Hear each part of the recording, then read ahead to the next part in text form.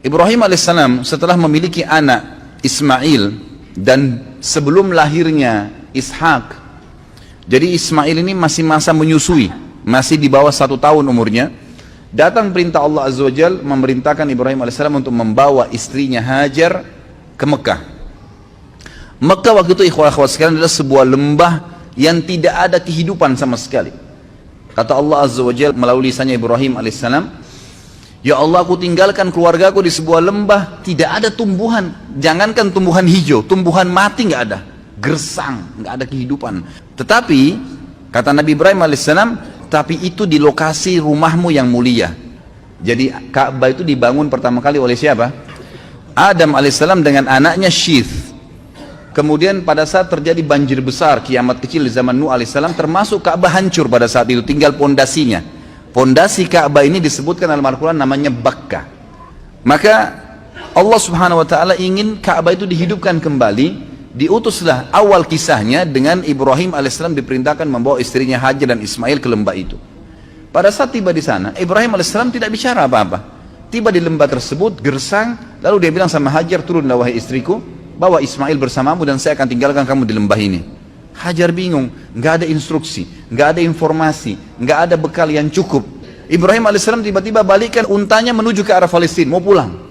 Diikuti oleh Hajar, wahai Ibrahim, apakah engkau meninggalkan kami di sebuah lembah, tidak ada manusia, nggak ada pohon, nggak ada hewan, nggak ada kehidupan. Ibrahim alaihissalam cuma bisa netesin dari mata, tetap jalan. Diikuti lagi, ya Ibrahim, apakah kau tinggalkan kami di lembah, tidak ada kehidupan, nggak ada manusia, nggak ada batu, nggak ada air, nggak ada pohon, nggak ada hewan. Ibrahim AS tetap jalan menangis.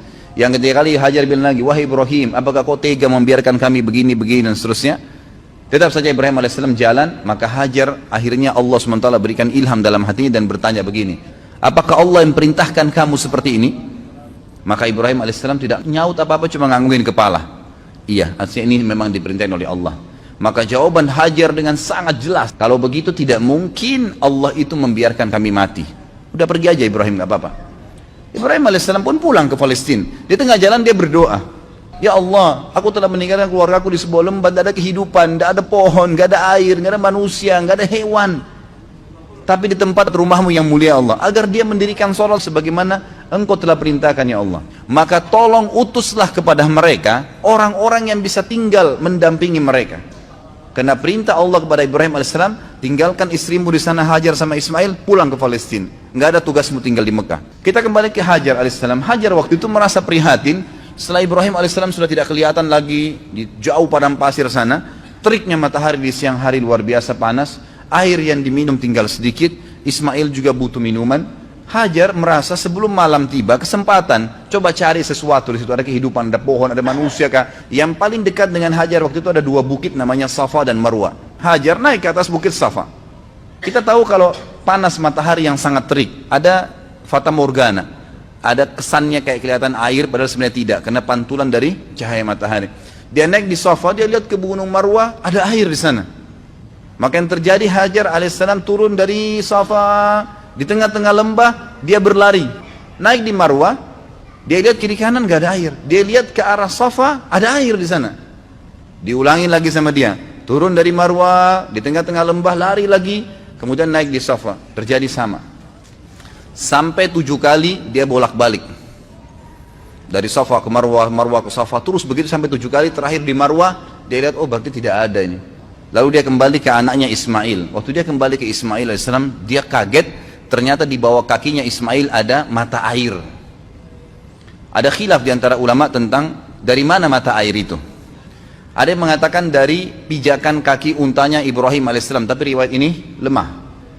Ada yang mengatakan memang dari sentakan kaki Ismail waktu lagi menangis, itu juga lemah. Yang paling kuat adalah Allah SWT mengirim Jibril dan mengepakkan sayapnya, lalu keluarlah mata air tersebut.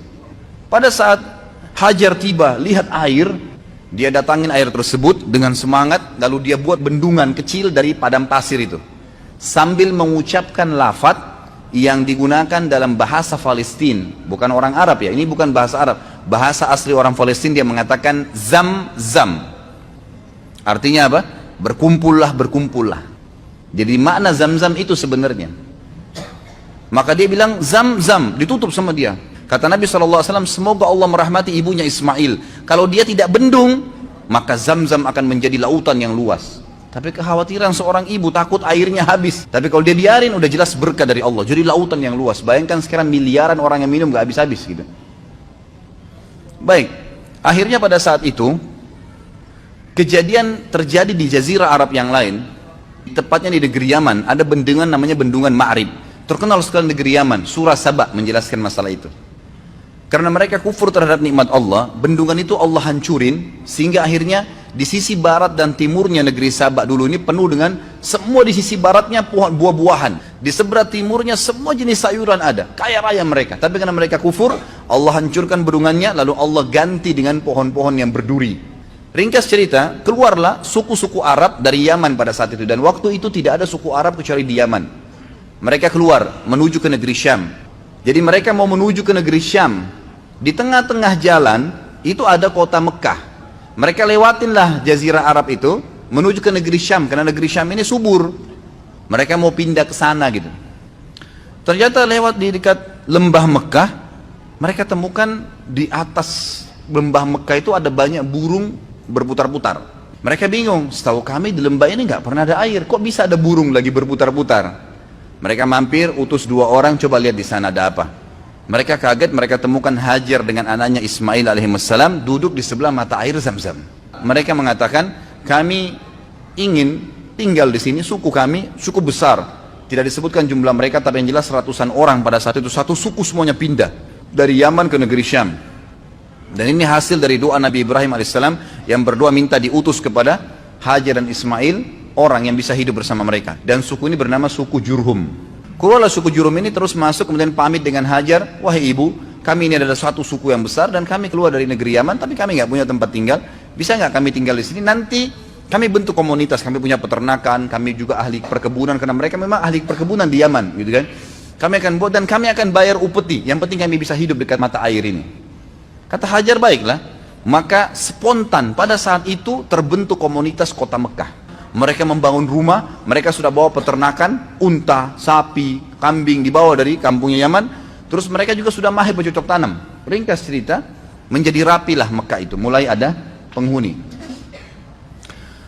Pada saat itu, Ismail alaihissalam tumbuh besar di tengah-tengah suku Jurhum.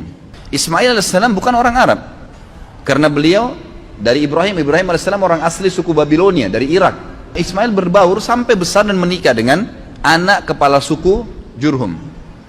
Setelah menikah, tapi tidak disebutkan di sini prediksi umurnya Ismail alaihissalam, maka datanglah Ibrahim alaihissalam diperintahkan oleh Allah SWT untuk mengunjungi Mekah. Beliau datang mengunjungi istrinya. Tapi pada saat itu yang saya dapat dalam buku sejarah adalah setelah Ismail menikah dengan anak kepala suku Jurhum. Datang, dan Ismail ini sangat gemar alaihissalam berburu. Maka dia pun lagi keluar berburu. Ibrahim datang ke rumahnya lalu bertanya pada istri dari belakang pintu, di mana suamimu? Dikatakan lagi pergi berburu. Berapa lama kira-kira biasa dia berburu? Ya sekitar sebulan baru kembali. Kemudian kata Ibrahim, bagaimana kehidupan kalian? Istrinya mengeluh, hidup kami susah, hidup kami nggak enak, hidup kami gini. Tidak pernah lisannya mengatakan alhamdulillah, tidak pernah ada pujian Allah. Maka kata Ibrahim, kalau suamimu kembali titip pesan bahwasanya ada seseorang yang bernama Ibrahim mencari dia dan suruh dia mengganti tiang pintu rumahnya. Pulanglah Ibrahim alaihissalam setelah ketemu Hajar beberapa hari, lalu kembali lagi ke Palestina. Ismail alaihissalam kembali, lalu kemudian Ismail pulang ke rumahnya, tanya istrinya, siapa yang datang? Oh, ada tamu namanya Ibrahim. Apa yang dia bilang? Dia tanya masalah-masalah kita di sini, lalu saya menyampaikan keluhan-keluhan kita semuanya, keadaan kita di sini. Lalu apa pesan dia? Dia katakan, gantilah tiang pintu rumahmu. Kata Ismail, itu ayah saya Ibrahim, dia seorang nabi dan dia memerintahkan saya untuk menceraikanmu, maka saya akan antar ke rumahmu. Diceraikanlah istrinya yang pertama. Beberapa bulan setelah itu datang Ibrahim alaihissalam kedua kali, ternyata Ismail lagi berburu lagi. Kemudian dia datang, ternyata Ismail sudah menikah dengan anak suku Jurhum yang lain. Lalu Ibrahim bertanya, bagaimana kabar kamu, di mana Ismail? Dia bilang, suami saya lagi berburu. Bagaimana kehidupan kalian? Istri yang kedua ini semuanya pujian kepada Allah. Alhamdulillah hidup kami cukup, alhamdulillah kami bahagia, alhamdulillah begini, selalu muji Allah. Maka kata Ibrahim alaihissalam, kalau suami kau kembali, katakan ada tamunya datang bernama Ibrahim, dan sampaikan agar dia mempertahankan tiang pintu rumahnya. Tentu pada saat Ismail pulang ke rumahnya dulu, dia belum ke rumah ibunya, lalu dia tanya istrinya, siapa yang datang? Dia katakan ada satu orang nama Ibrahim. Apa pesannya? Dia suruh pertahankan tiang pintu rumahmu. Kata Ismail, itu ayah saya Ibrahim, dia seorang nabi dan dia menyuruh saya mempertahankan rumah tangga denganmu. Ringkas cerita, Ismail ketemulah dengan Ibrahim alaihissalam. Ada perintah Allah Azza wa Jalla yang diperintahkan kepada Ibrahim alaihissalam. Baru berapa hari saja ketemu dengan anaknya Ismail, perintah yang luar biasa pada saat itu adalah disuruh Ibrahim menyembelih anaknya Ismail. Dan yang luar biasanya, perintah ini hanya datang dalam bentuk mimpi saja. Dan perlu kita tahu, para nabi-nabi kalau mimpi itu semua berita benar. Dia mimpi menyembelih anaknya. Lalu Ibrahim alaihissalam dalam surah Anbiya, dalam surah Ibrahim diceritakan, dia berkata kepada Ismail, bahwasanya saya melihat dalam mimpi saya menyembelih kamu, bagaimana pendapatmu? Maka Ismail menjawab dengan sangat santun, sangat baik, wahai ayahku, lakukanlah apa yang sebenarnya kau diperintahkan dan kau akan dapat saya termasuk orang-orang yang sabar. Akhirnya Ibrahim dan Ismail AS sepakat, ayo dah kita jalani apa perintah Allah.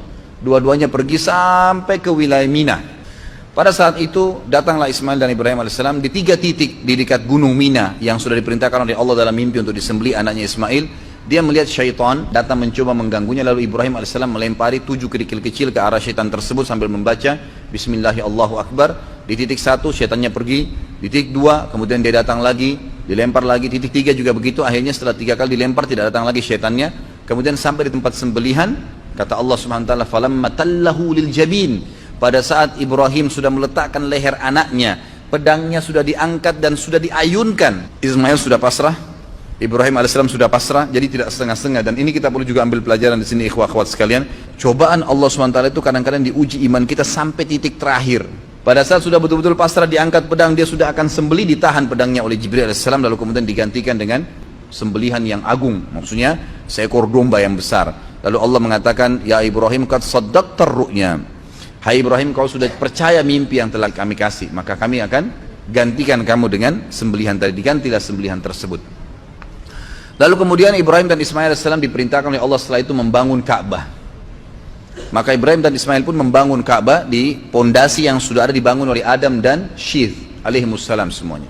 Kemudian pada saat selesai bangun Ka'bah, kata Ibrahim AS kepada Ismail AS, coba carikan saya batu yang kuat agar bisa bangunan ini kuat pondasinya. Karena memang bangunan ini tadinya didirikan dari tanah liat yang dibasahkan lalu dikeringkan lalu kemudian disusun, jadi mudah runtuh. Maka Ismail pun AS keliling di sekitar padang pasir situ mencari. Tak lama kemudian dia bawa datang Hajar Aswad. Hajar Aswad ini tadinya warna putih terang, tapi karena dosanya anak Adam jadi menjadi hitam. Diturunkanlah, kemudian Nabi Ismail AS membawa dengan bentuk warna hitam. Kata Ibrahim, dari mana kau dapatkan? Dia bilang, dari Allah turunkan kepada saya. Lalu dinaikkanlah batu tersebut, ditaruh di posisi sekarang Hajar Aswad. Setelah selesai, Allah Subhanahu wa taala menyempurnakan, berkata kepada Ibrahim melalui Jibril AS, perintahkan wahai Ibrahim seluruh manusia di muka bumi agar haji. Dalam riwayat sahih kata Ibrahim alaihissalam, sampai di mana suaraku ya Allah? Nggak bisa, suaraku nggak mampu nyampein ke seluruh pelosok muka bumi ini. Kata malaikat Jibril, ma'alaika illal balak, tugasmu hanya menyampaikan. Maka Ibrahim alaihissalam pun mencari gunung tertinggi di Mekah pada saat itu. Sebagian ahli sejarah mengatakan di Jabal Rahmah yang ada di Arafah. Tapi ini sebuah asar, tidak disebutkan tentang kesahihannya. Ada yang beriwayat mengatakan naik di atas Ka'bah lalu berteriak, mengatakan, wahai sekalian orang-orang yang beriman, berhajilah. Dalam riwayat ini dikatakan suara Ibrahim alaihissalam dibawa oleh angin ke seluruh pelosok muka bumi, dan semua orang beriman dengar dan kemudian mereka datang.